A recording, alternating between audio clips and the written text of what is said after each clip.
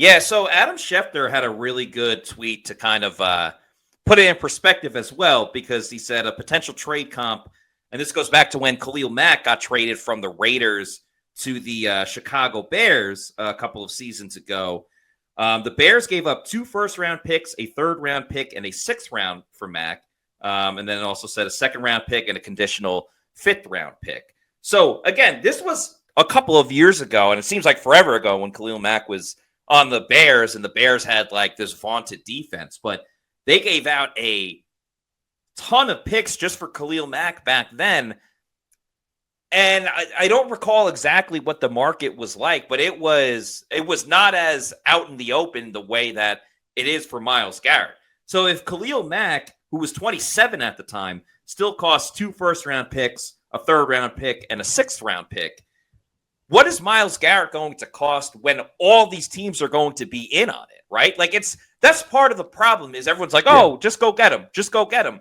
Well, the Bucs aren't the only team that's going after Myles Garrett, which is why I think Trey Hendrickson is genius, because it's almost like you're doing the bait and switch. Like the Bucs wanted Trey Hendrickson all along, and now everybody has their attention on Myles Garrett, that you can kind of swoop in and maybe get Hendrickson when everybody is focused on Myles Garrett. There's no doubt. There's no question. He's a generational talent.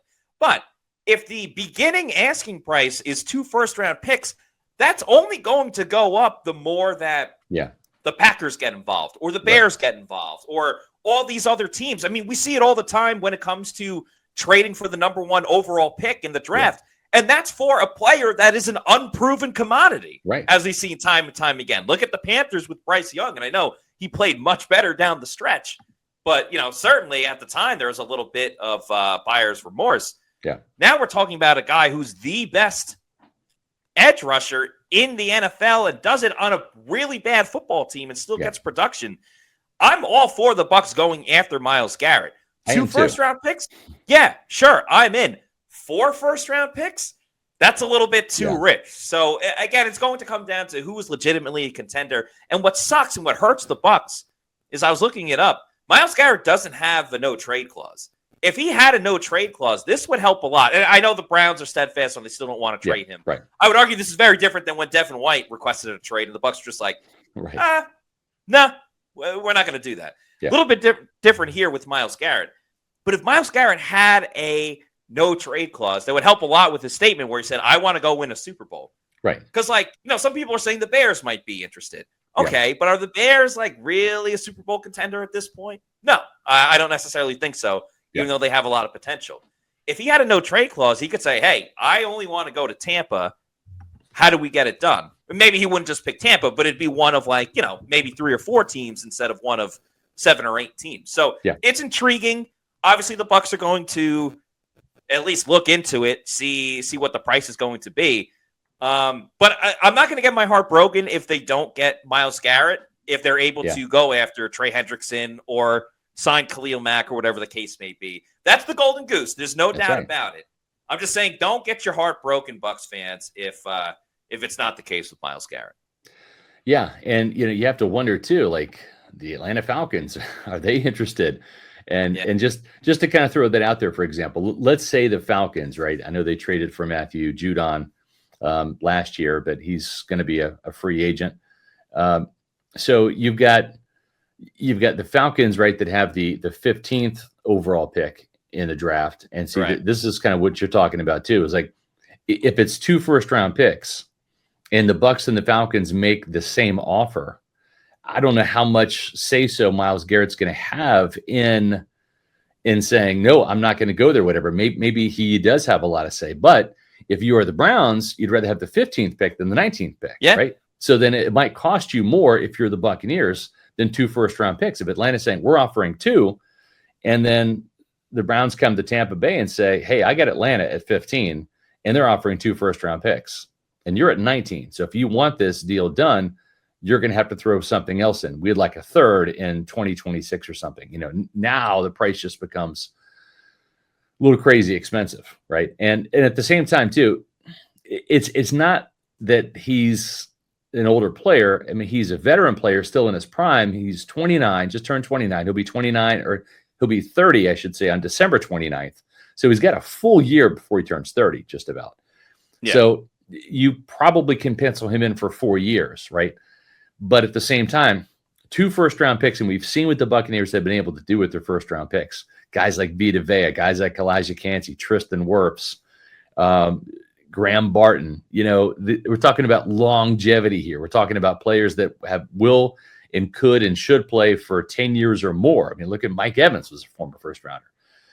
So, if it's me, I want to get an alpha elite pass rusher for as little as I can. And if I had both deals on the table with the Bengals accepting a number 2 and the Browns accepting 2 first-round picks from Tampa Bay, I'm pulling the trigger on Trey Hendrickson. He's a speed guy. I think he'd be a compliment to Yaya Diaby on the other side. He's kind of like that Shaq Barrett type that they're really missing, that guy that's capable of getting double-digit sacks.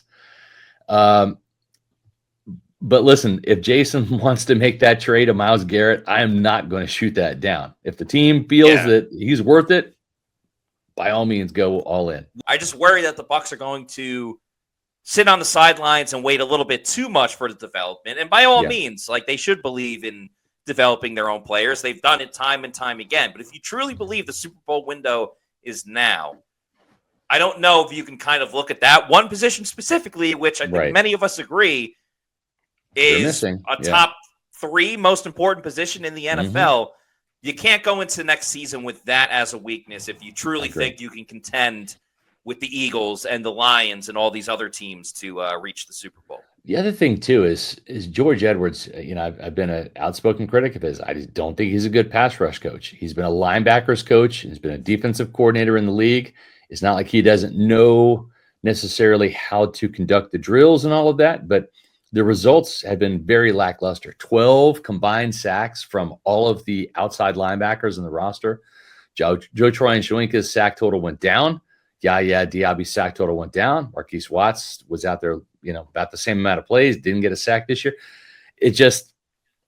There's been some regression there. And I don't have the faith in him to, even if you draft a Mike Green in the first round or Donovan Ezeraku in the second round, I don't necessarily have the faith that he's going to be the guy to develop them, and get them to be the pass rushers that Todd Bowles really needs them to be. So, I've beaten that drum a lot. Not going to stop now, but at the same time, I don't decide who's on this staff. But if I'm Jason Light, I'm maybe thinking twice about drafting a premier edge rusher in the first round. If he's not going to get developed, maybe Jason has a different opinion of George Edwards than I do. I don't know, but I just haven't seen the results. And for Chris Braswell to not be getting way more playing time at the end of the year than he did, and he was playing pretty well. He actually deserved to be on the field more. The fact that he wasn't, to me, was criminal. I just don't think that this guy knows how to. He believed in Joe Tryon Shoyinka for way too long, thought he was this great athletic pass rusher, and he absolutely is not. And so, I don't know. Go out and get a guy that knows how to do it already. Because that's probably the best bet.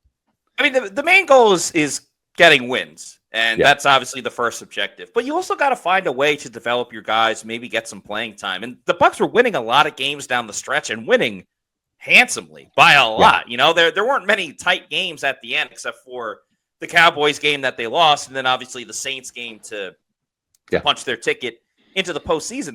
There were plenty of times where Chris Braswell could have got way more quote-unquote garbage time snaps than he did. Even in blowouts, he was getting 5% of the snaps on defense. And it didn't make sense. That's just not enough. And again, he was a 2nd round pick. All right. This isn't a 6th round pick where you're like, hey, I can't believe he made the roster. Good for him. But he's a 2nd round pick. He's supposed to be a big time contributor on this team. You know who was a 2nd round pick in 2020? Antoine Winfield Jr. Is he important to the team?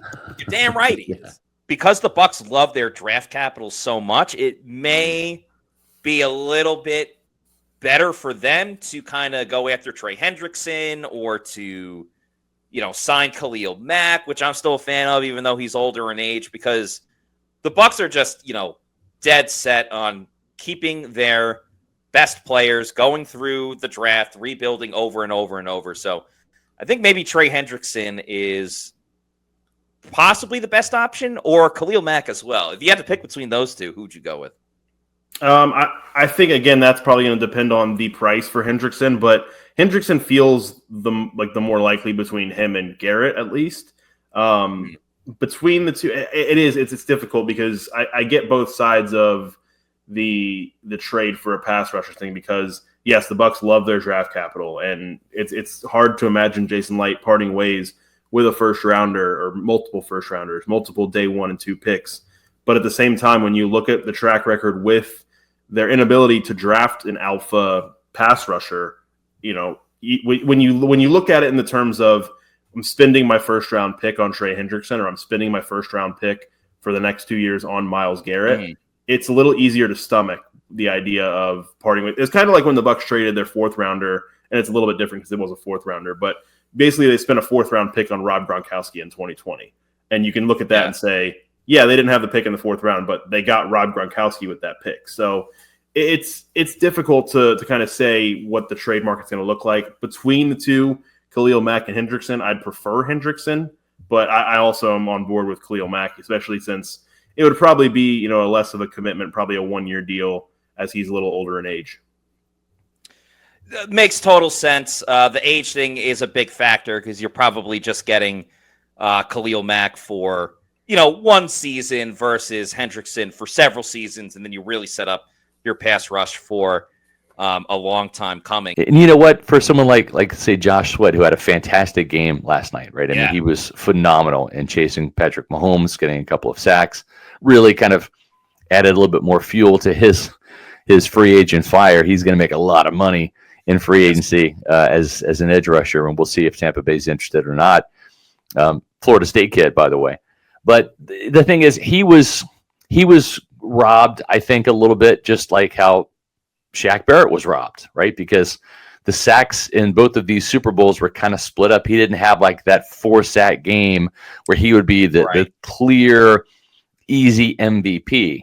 So kind of like how Brady got it. And listen, Tom Brady threw 3 touchdowns in the first half of that win over Kansas City, including 2 to Gronkowski to get things going, right? Then he threw another one right before halftime to Antonio Brown to put some more points on the board. But, it's not that Brady didn't deserve the Super Bowl MVP. He did, and he got it. But I think a lot of people were saying, well, the Bucs defense, right? Well, Todd Bowles, if you can give it to Todd Bowles. We heard that last night with Vic Fangio. And even Jalen Hurts said defense wins championships. And so it's like I appreciate that from Jalen Hurts because even though he did win it, he kind of won it by default because he played exceptionally well, taking nothing away from him. But you're looking for one individual, the most valuable player, and that's hard to do when Milton Williams has 2 sacks and Jordan Davis has a sack and Zach Bond has an interception and is your leading tackler and Josh Sweat has a couple of sacks. When it's all spread out like that and the entire defense and Vic Fangio is just destroying Patrick Mahomes, erasing Travis Kelce, right? You feel for that because you want to give it to the Eagles defense, but they're looking for one guy, so it kind of defaults to the quarterback. And we saw that a little bit in Tampa Bay in Super Bowl 55. Everyone's like, oh, Howie Roseman, is the best GM. And listen, he is. He built the Super Bowl team, right? I mean, you can't fault him for that. But it's like not like everything that this guy touches turns to gold. Okay, right. You mentioned Bryce Huff. Bryce Huff signed a 3-year, $51 million deal with the Eagles. Okay, how many? He was inactive on the Super Bowl. He was inactive. $17 million for Bryce Huff, and he was inactive for the Eagles. Okay, they chose old man Brandon Graham instead. So what did they get for their $17 million? They got 2.5 sacks and 1 forced fumble. That's what they got. So in his first year in Philly, he made 13 tackles in 12 games, 2.5 sacks, and 1 forced fumble. And how many sacks did he have last year with the Jets? 10. So it just goes to show you. I mean, $17 million for Bryce Huff. And the guy that's going to get more than that, Josh Sweat, is the better player. So that's where free agency can get very scary too, is when you throw a bunch of money at a guy and it's a big whiff, right?